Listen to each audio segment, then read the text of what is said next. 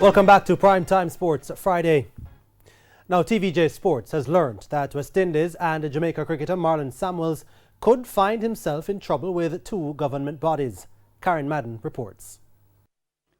There is concern in many quarters after the cricketer posted two videos on his Instagram page where Samuels and one of his children are seen firing weapons on what appears to be a shooting range.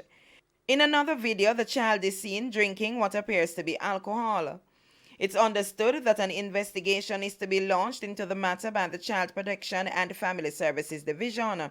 Up to sports time, the CPFS could not confirm receipt of the order.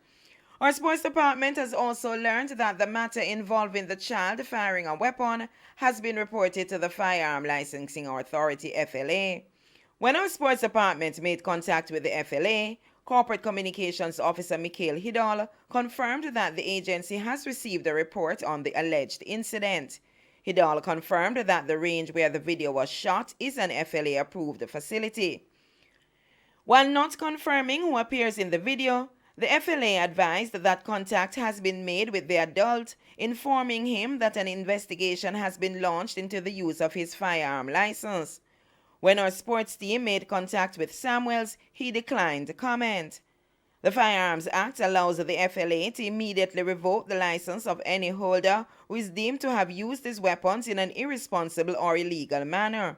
Samuels, who last represented the West Indies in December 2018, has played 71 tests and over 200 ODIs. Karen Madden, TVJ Sports.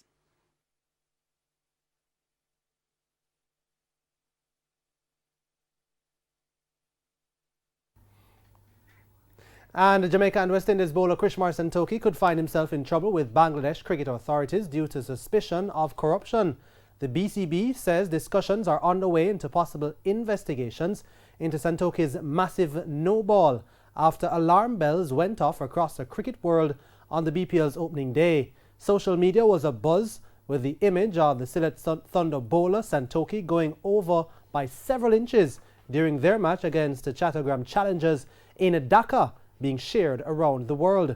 BCB's chief executive Nizamuddin Chowdhury says that the board wouldn't make a public comment on the matter, but he did mention the steps that have already been taken to guard against corruption.